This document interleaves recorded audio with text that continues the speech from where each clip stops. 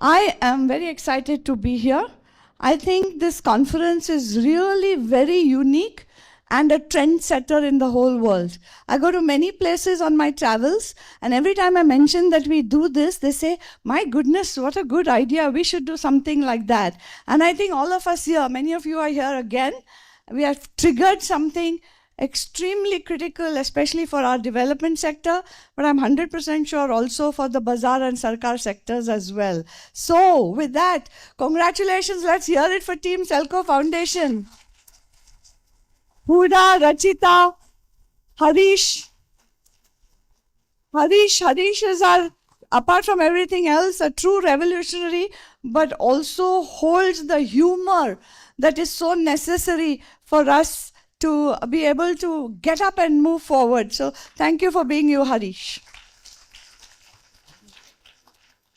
So I went to Bikaner 3 days ago for a wedding, and I completely failed to pack my jewelry.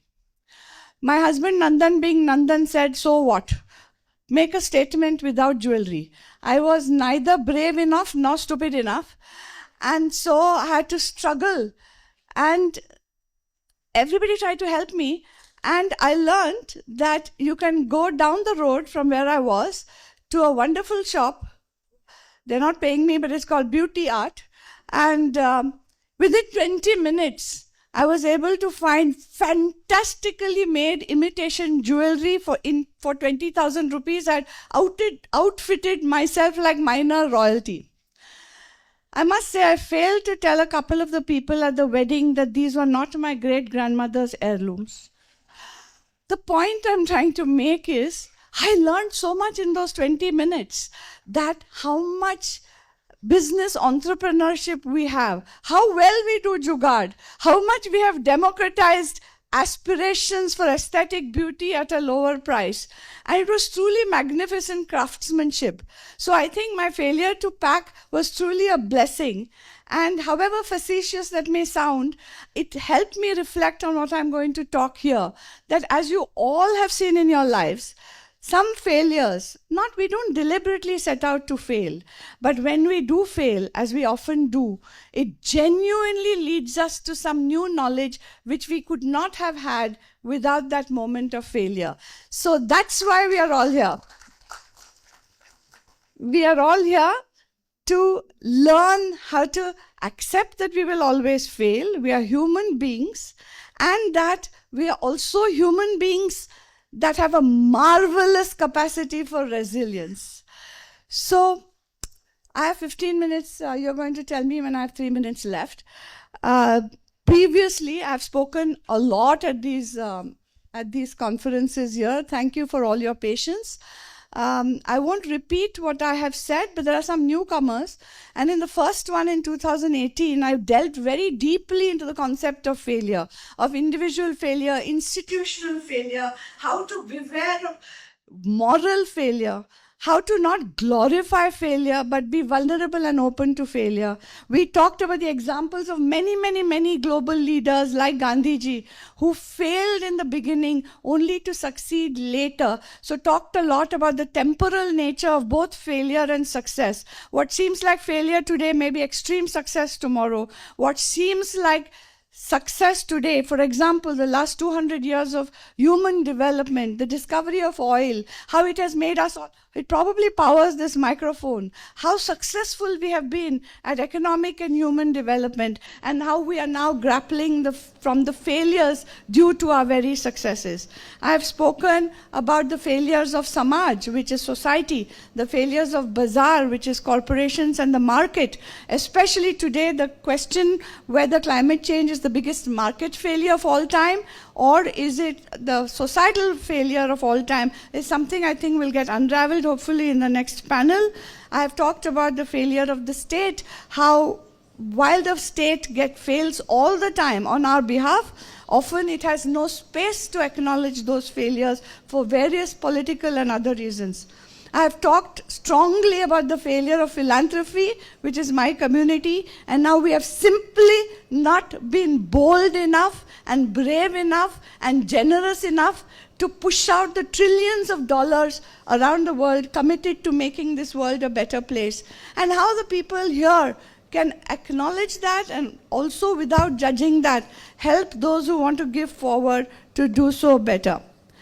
Today, I'm going to spend just a few minutes, because there'll be a lot of conversations in the next 2 days on these topics, so too much repetition will be boring. But all these days, we have talked about individual failures, we have talked about institutional failures, we have talked about sector failures. But honestly, maybe it's time to talk about our collective failures as human beings, as a species. And the first thing I would say is, and this is the topic of, is the topic of shifting sands, that we are now at this crisis point where climate change we have to acknowledge, and resulting from that, so many other things that we are all going to be very afraid to face, but have no choice but to. But to collectively accept that perhaps this has come out of human hubris. We thought we could do anything.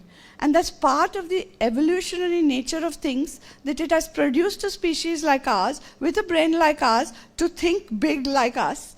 And that has led to this hubris that we can control everything, we are in control, we can course correct easily, and voila. But to accept that perhaps the output of our hubris is that we have brought our species and a lot of life to the very brink. I think to sit quietly and humbly with that idea, how did we get here, is something perhaps it's worth reflecting on, not just today and tomorrow, but in the days to come. But that itself, ironically, is also a hubris, because human beings are not the greatest miracle of life. So we think so, but we aren't. And we are also part of that life chain that has allowed us to be like this. Nature's wisdom, in some sense, from a scientific perspective, you call it evolutionary sort of necessity, or biological processes, or whatever it may be, physiological processes of the planet, have allowed us to start behaving like this as well. So it's hubris to think that we are doing all the damage, and now, oh my God, we are going to have to restore this planet, because the planet may have better ideas than us, and we just will have to wait and watch. So while we talk about our hubris, I think we should look at this collective idea. Where else have we all failed as human beings? Not just as an individual in my organization, in my family, in my life, but all of us together. Some of the largest societal failures of not being able to look after our littlest ones in the world. Today, there are more than 1 billion children at various kinds of risk. What is it about us, though we are such a social species, that we cannot see other children's children as equally important to our future as our own children? Is that a collective failure? How come we have not understood that our own lifestyles matter to other people? How have we not, in spite of our enormous capacity for empathy, been able to sufficiently put ourselves in other people's shoes, who are definitely not in the space we all are in this room, and would like to be where we are? What is it about us that has collectively failed to prevent us from being more empathetic? These are just some examples. How have we left so many million children behind in education? How come we haven't fixed healthcare? It's not that difficult, really. So how can we collectively be better is something perhaps we should talk about. And I think a key part of that is, how do we collaborate better? How can we learn from ants? How can we learn from other species? They seem to do a good job of it. And I know why we are getting more and more tribal. Not going to get into that now. But let's use this time to brutally and unflinchingly look at our collective failures, and then see if we can get a pathway to that. Because we all know that failure is inevitable, but never permanent. And success, because it is so narrowly defined, can never be just an end point. Because the moment you succeed at something, another problem emerges. And this is my experience in the last 35 years that I've been working in the civil society sector. So success and failure are not endpoints. We have discussed in this conference before that it is a continuum. But I'm going to end. How much time have I spent?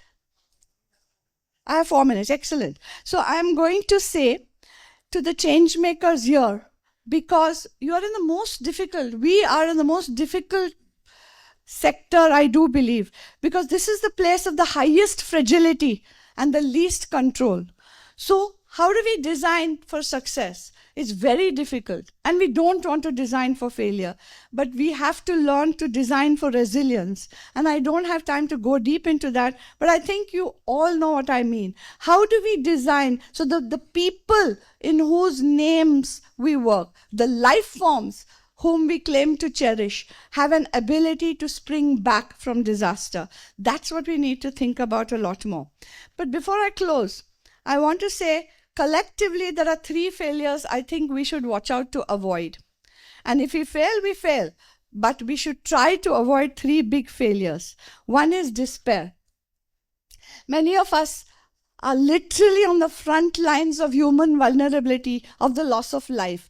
And it's quite easy to go back and say, everything is going to go down the tube. I think that is the biggest danger for us all. To me, hope is the new religion. And I want to be faithful to my new religion. It is the only religion that cannot divide, but can only unite factions of humanity. Hope is not empty optimism. Hope is the fuel for right action. And just like every day, all of us get up from the night's miraculous repair system to get up, brush our teeth, have our coffee, and move on. Just like that, even if we see things crumbling around us, it behoves us to hold on to hope. That hope will light our path to keep acting and doing. Because some things are way beyond our own control and imagination even. The unknowable unknowables. So with hope, it gives you energy to act and to do the right thing. The second thing we should carefully avoid failure of is to not keep an open mind. Many of us are very, very wedded to our ideologies, and we think they're the best ideologies of all time ever. But the world is changing so rapidly, and the news from the last 3 days, I will not talk about, but you know exactly what I mean. Things are changing so fast that the first lesson from that change is the only constant, and we cannot hold on to things too fast. We have to change with the times. Avoid the failure of holding on to one single ideology. Nobody can be that right. The last failure I think we should avoid is if we don't have the guts to stay connected to each other. All of us, only 8 or 8.5 billion of us, actually we are one large living organism on this planet. We are so deeply connected, and everything else on this planet is so deeply connected to us. There's so much more science evolving about these deep connections. If we fail to stay connected to all other people in our species, in the human family, then it will be a serious failure. Those who don't agree with us, those who don't live near us, those who might be throwing trash in our backyard. We still need to stay connected and find new, imaginative, empathetic, creative ways to do so. To my mind, these are 3 large failures that collectively we must try to avoid. This conference is about sharing. This is a safe space. I have been told to tell you all again that use this space to share, to learn, to speak, to not be afraid, to not glorify our failures, but not to be afraid to speak about them, to know that they are inevitable, but that we are not alone. So be frank. Nobody is here to judge. Nobody is going to post your stories, or if you're going to, please don't, on Instagram or anywhere else. This should really be a safe space where you can say anything without being judged or blamed or cancelled. I really don't like the idea of being cancelled, so don't do any of that. But imagine having such a space. Imagine being able to go away, to be vulnerable. I have done that in the 3 times that we have been here, and I have benefited tremendously from it.